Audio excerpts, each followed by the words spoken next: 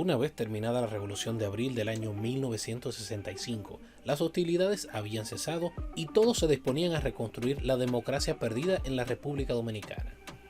Sin embargo, tras el descarado intento de asesinato de los dirigentes constitucionalistas que se encontraban alojados en el Hotel Matum de la ciudad de Santiago de los Caballeros, la tregua había sido rota y todos volverían a tomar posiciones de combate, de modo que las facciones constitucionalistas solo estaban a la espera de que el coronel Francisco Alberto Camaño ordenara tomar las armas y el infierno se desataría una vez más en la República Dominicana.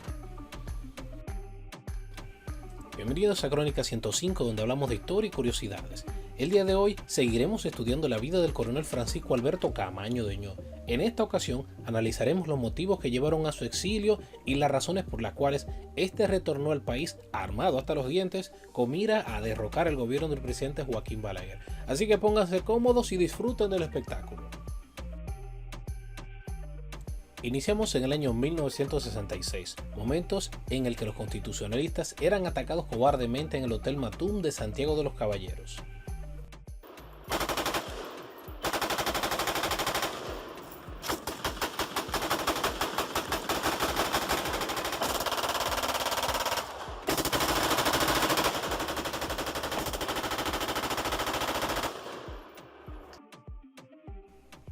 Una facción de los militares miembros de las Fuerzas Armadas, en contubernio con los invasores estadounidenses, habría fraguado un plan para matar a los altos dirigentes constitucionalistas que se encontraban en el Hotel Matum de Santiago de los Caballeros.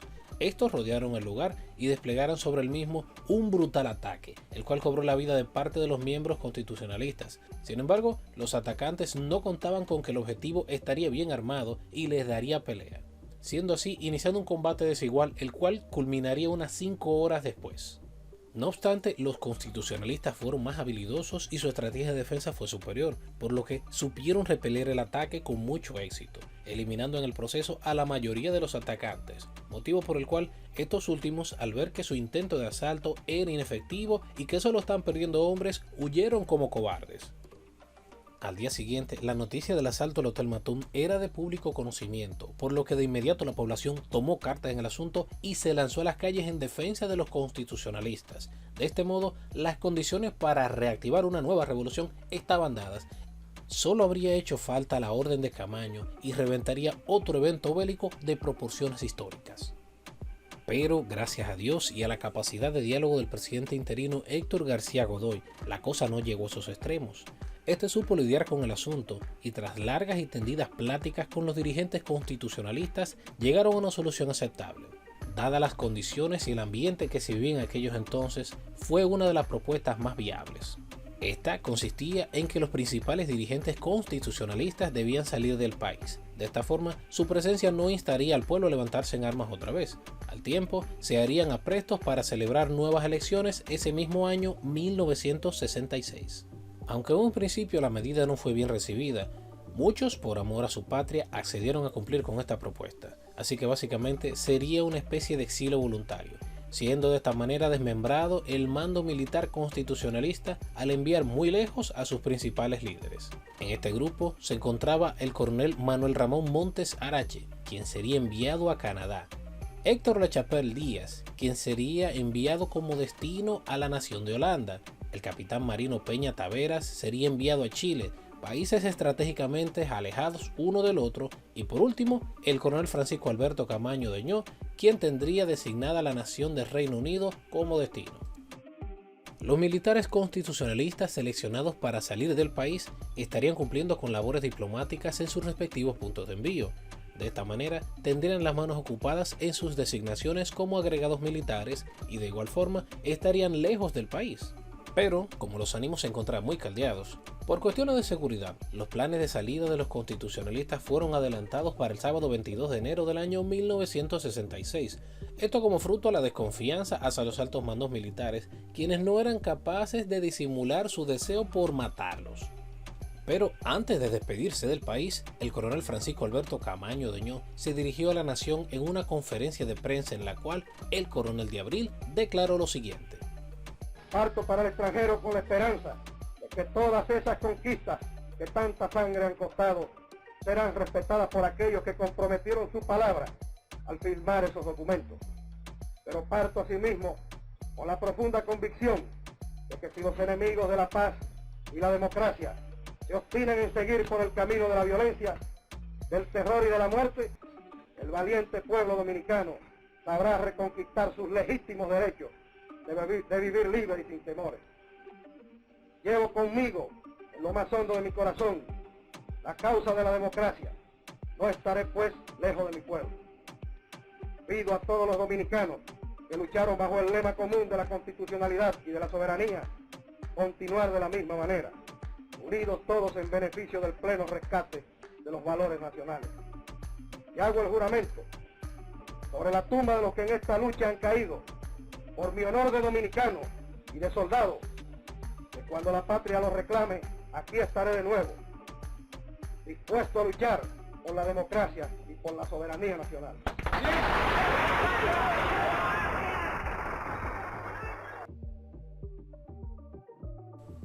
Era la hora de la partida. Los jefes constitucionalistas llegaron a un lugar apartado de la pista de vuelo del aeropuerto Cabo Caucedo, hoy conocido como el Aeropuerto Internacional Las Américas Dr. José Francisco Peña Gómez, custodiado por 9 helicópteros de las tropas norteamericanas.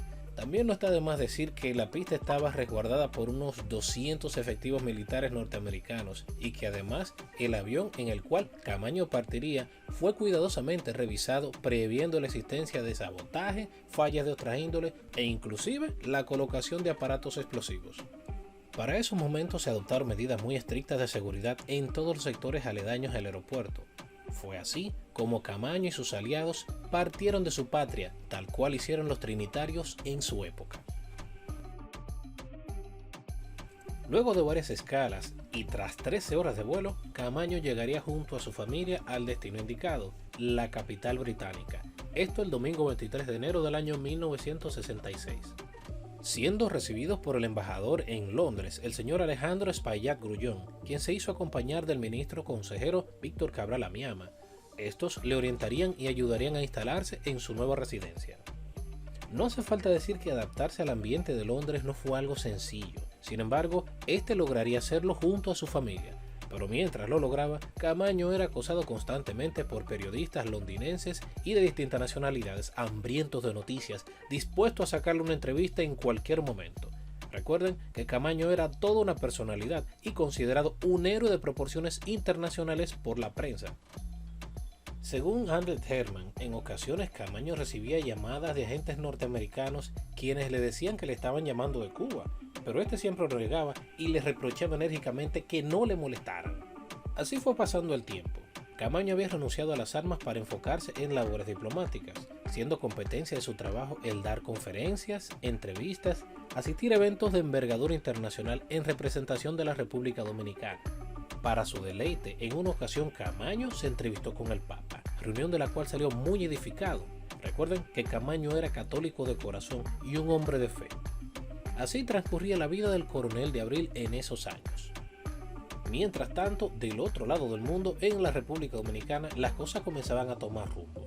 Ahora que el coronel Camaño no se encontraba en el país, no habrían alzamientos armados, así que comenzaría la etapa de la transición.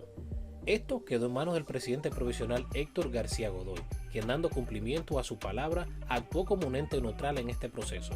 Este echó a correr los preparativos y ese mismo año fueron convocadas nuevas elecciones a los fines de elegir el nuevo presidente de la República. Increíblemente, estas elecciones fueron ganadas por el doctor Joaquín Balaguer Ricardo con el 75.61% de los votos frente a sus contrincantes electorales el profesor Juan Bosch y el doctor Rafael Bonelli. La noticia del triunfo de Balaguer cayó como un balde de agujas heladas sobre la espalda de Camaño. Este albergaba la esperanza de que el presidente Bosch se alzara con la victoria y junto con él la constitucionalidad perdida. De hecho, esto era lo que le mantenía tranquilo en un lugar tan apartado como Londres.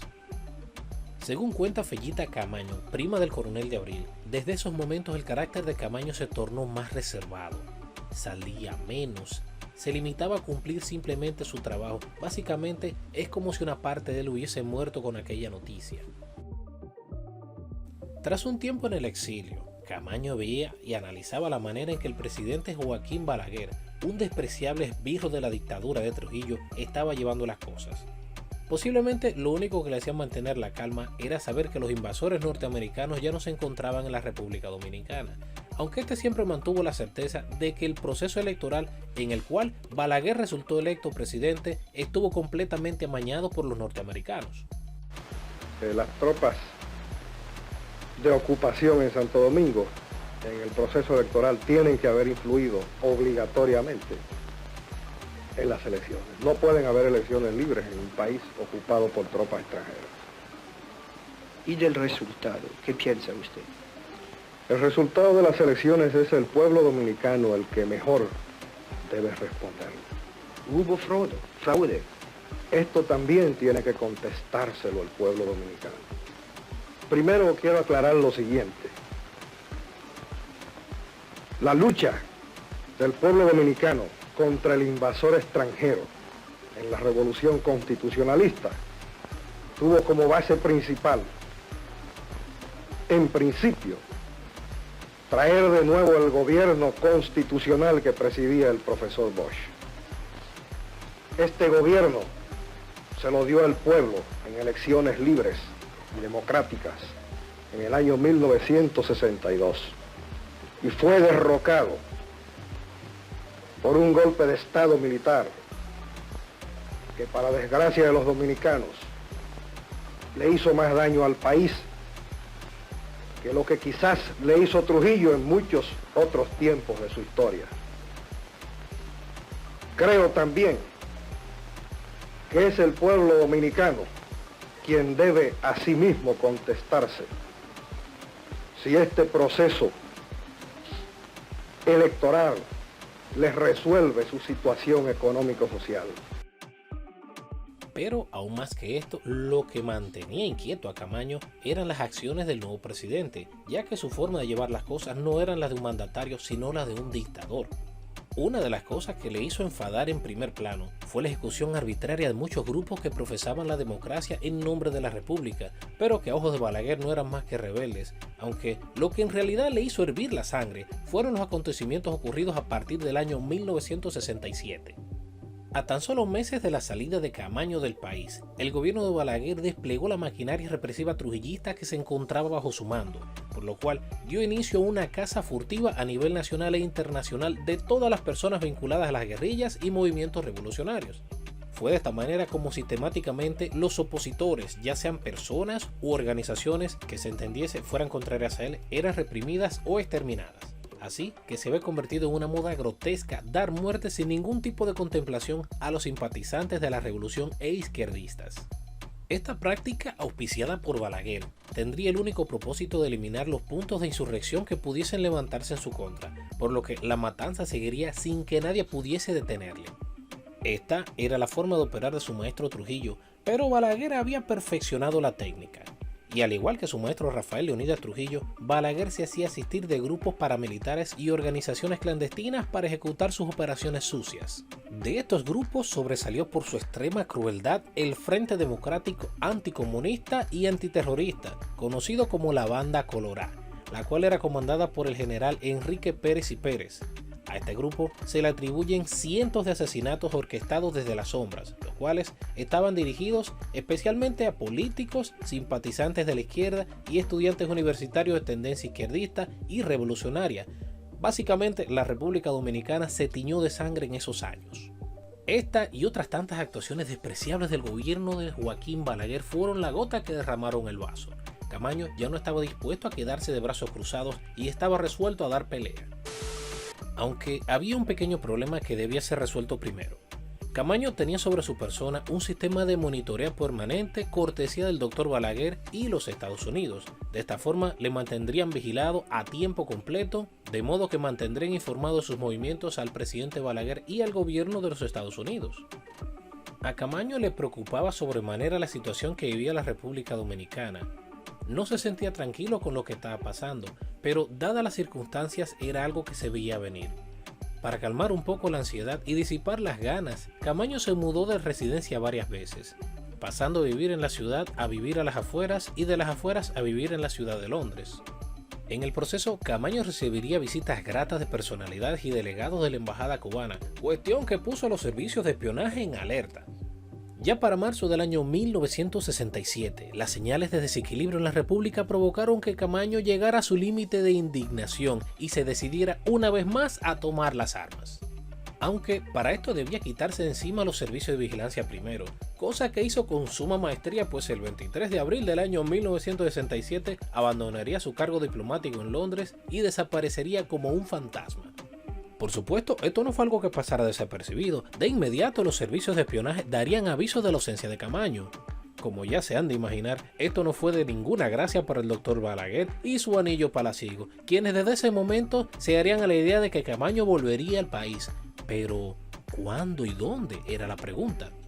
Bueno, su respuesta sería contestada en el año 1973 con una insurrección armada comandada por el mismísimo Francisco Alberto Camaño Deñó, la cual desembarcaría en Playa Caracoles con un grupo de hombres fuertemente armados.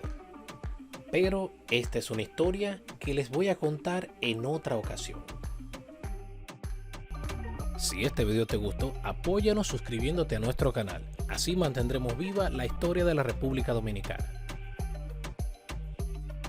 Y hasta aquí nuestras curiosidades por el día de hoy, esperando que haya sido de su agrado. Yo soy Héctor y nos veremos en una próxima entrega. Hasta pronto, compañeros.